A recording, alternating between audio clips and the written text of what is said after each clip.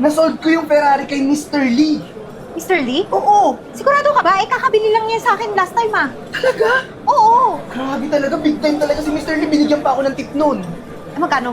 Basta mga 20k din eh. Excuse me. Dito kasi sana kami bibili ng sports car nung anak ko. 2 Ferrari daw bibili niya eh. Nakausap na po namin si Sir Josh. Yung tungkol sa...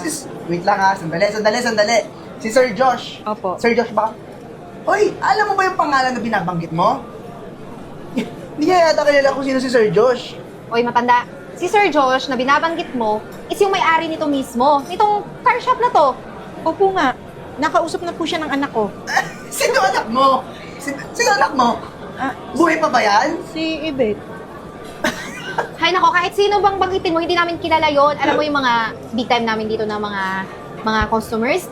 Naku! Wala yan sa anak mo. Kaya ikaw, siguro nananaginip ka lang ng gising. Umalis ka na dito. Nag-iimbento yan ng anak niya. Alo, hoy, Nay. 2026 na ngayon, mahirap na pong maka-scam, ha? Hindi na po uubra yan. Tsaka, 2 sports car unit, kukunin mo ng anak mo kung sino man yan. Ma'am, tignan mo naman itsura mo, mukhang di ka naliligo. O sang lungga ka ng daga na punta. O ano yung kinakain nyo ng anak nyo? Diaper, basura. Alam nyo, nagsasayang kayo ng oras dito. Pati kami, sinasayang nyo yung oras namin. Ibis na atupagin namin yung mga customers na paparating, ng mga mayayaman, sa inyo napupunta. Oo, buisit kang matanda ka, sasabihin mo pa na si Sir Josh, huy! May-ari yun ng shop! Totoo naman po yung sinasabi ko sa inyo eh. Sige nga, kung totoo yung sinasabi mo, Gosh, pakita mo sa amin. Oh, at saka sino maniniwala, ganyang postura, ganyang itsura. Oh, tignan mo nga yung buhok mo, tignan mo. Oh, amoy tae. Amoy tae pa lang ikaw. Nay, ganito na lang gawin mo ha. Bibigyan na lang kita ng biskuit kasi kahit pa paano may puso ako, may free kami dyan, may free kaming biskuit pero ako nang kukuha. Gusto mo rin kape, ha? O gusto mo, hihigaan na lang kita para kami na lang yung magbibiskuit at kape sa lamay mo. Kaya kung ako sa'yo, Umalis ka na. Or di kaya, pwede kaming tumawag ng pulis para ipahuli ka. Baka kasi magnakaw ka pa dito. Ano ma'am, titingnan mo na lang kami ng ganyan? Ang sakit nyo naman magsalita. Parang nakakababa kayo masyado ng pagkatao. Pero kaya ako lang kasi nasabi sa inyo yun, urgent talaga yung pagbili ng anak ng mga sasakyan. urgent mo mukha mo. Anong sinasabi mo? Masyado namin nilalait pagkatao mo. Bakit hindi ka ba kalait-lait? Tignan mo yung itsura mo kaysa sa itsura namin. Wala kang nang mai-scam dito, tanda. Kung ako sa'yo, ayan, pumasok na customer. O, kita mo yon? Nakikita mo yon? Chinese customers yon. Nakita mo yung 2 mag-asawa na yan, sobrang yaman yan. Milyon, billion pa nga yata pera niya sa bangko. Ikaw! Ha? Sabi-sabi ka pa dito ng units ng anak mo, urgent. Pupukpuk ko na sa'yo yung mukha mo to pag di ka pa umalis. Alam mo, kung Ano ako sa'yo, umuwi ka na lang. Doon ka na lang managinip sa bed mo sa banig mo, ng Ferrari na sinasabi mo. Umalis ka na, baho-baho, nangangamoy ka dito eh. Den, Oh. i-assist mo na yung 2 Mr. King na yon. Tapos eto, ikaw, umalis ka dito! Alis na! Alis! Oh, ikaw yung bahala dun ha. Sige, punta na. Oh, Lola, saan ka galing? Ba't ganyan itsura mo? May pinuntahan ako dun eh. Nag-disguise ako eh.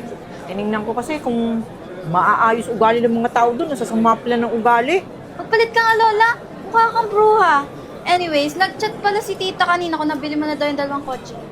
Hindi nga. Ha? Paano hindi? Kailangan na kailangan yun ni tita. Wait lang, tatawagan natin. Kausapin mo. Hello, Ibet. Mami, kumusta yung sasakyan? Okay na ba? Hindi ko naman nabili yun eh.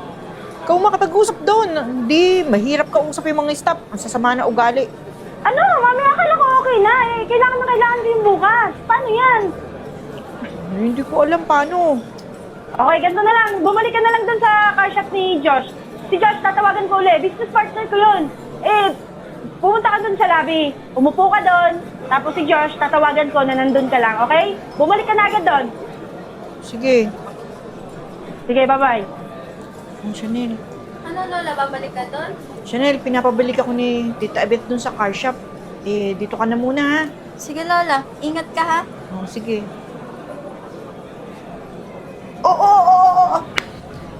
ka dyan? Sana. Di ba pinaalis na kita kanina? Ba't bumalik ka pa? Ha? Teka nga lang. Anong ginagawa mo dito? Ano nga ginagawa mo dito? Anong ginagawa mo dito? Ano nga ginagawa mo dito? O, di ba? Nakakainis pag paulit-ulit.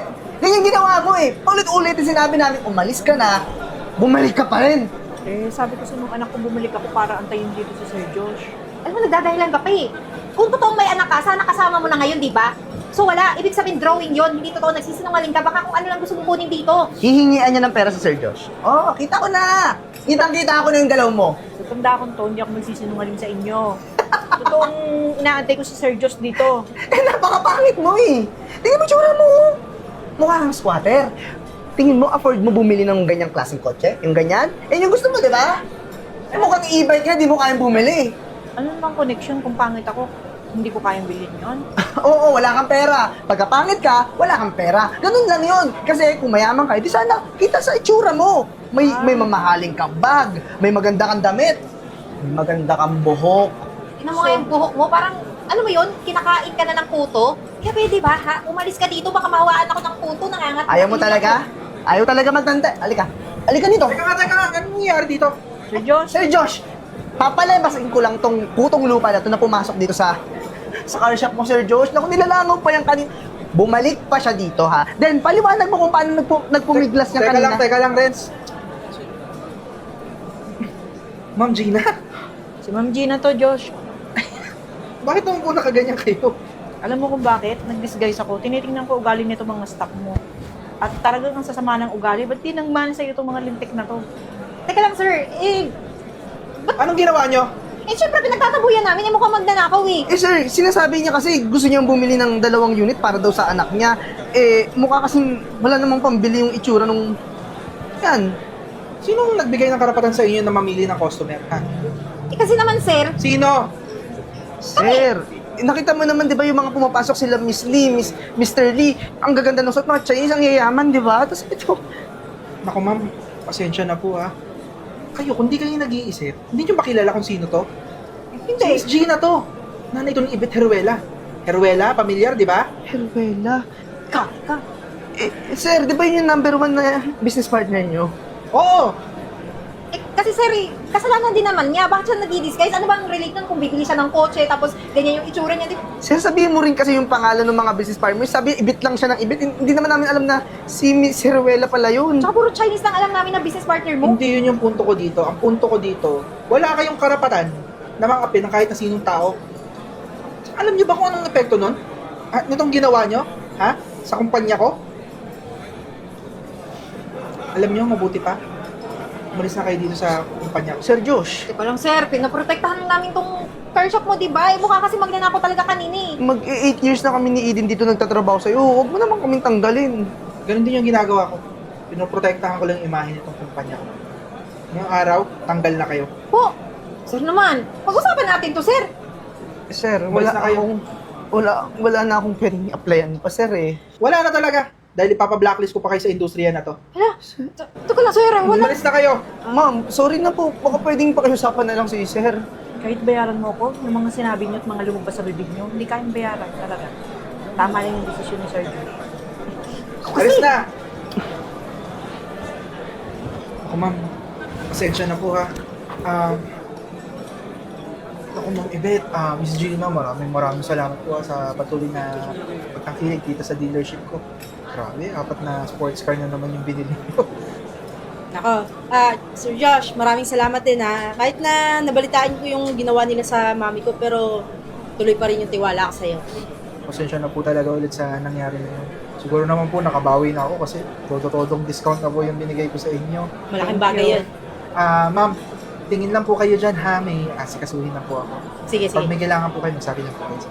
Walang problema. Maraming salamat po. Sige, thank you. Miss Yvette, Miss Gina. Sino Nakita sila, ma'am? namin kasi Sir Josh dumaan eh. Nahiya kasi kami sabihin siya, kaya pumasok na kami agad dito. Baka pwedeng kausapin niyo siya. Mag-sorry na po kami sa inyo para magkaroon kami ng trabaho ulit. Mabalik kami dito ni Eden. Po, Ma'am Gina, super, na po, itindi po ng mga pandalaitin ng ibang tao dahil sa naging sitwasyon namin, hindi po namin kaya. Alam mo anak, sila yung mga lumait sa akin. Yung mga hindi naman sinsakay nung pumunta rito dahil mga Chinese daw ang kailangan nila. Hindi nila alam na Chinese ang daddy mo. Ano naman pala, sobrang panlalait. Ano nang nangyari sa inyo? Sorry na po kasi wala na natanggap sa aming trabaho ngayon eh. Kaya po ito, mukha na kaming pulubi. Eh talagang walang tatanggap sa inyo. Eh ang sasama ng ugali nyo. Kahit ako, may kumpanya, tatanggalin ko rin kayo pagka ganun. Masyado yung discrimination nyo sa mga taong pangit. Ayun ba yung sinabi nyo sa akin? Pangit, mabaho, walang pera, mangiis ka, magnanakaw. Huwag ganun. Eh ma'am, nagsisi naman po kami sa lahat ng nagawa namin, kaya nakikiusapan Ma'am, po kami. sorry na po talaga. Baka pwedeng pakiusapan niyo si Sir Josh. Hindi na kasi sa amin nakikinig eh. Nako, kami, marunong kaming magpatawad. Pero sa ginawa niyo sa mami ko, ewan ko lang kung patawarin pa kayo neto. Mami, ano bang plano mo? Pag ako, walang kapatoran yung mga yan. At bago kayo umalis, ha? Gusto kong malaman nyo na paapat na bili na namin ng sports car. Ngayon, natingin pa uli kami. Ha? Naintindihan nyo? Eh di, congrats po. Sige, alis na po kami. Oh, maigi pa.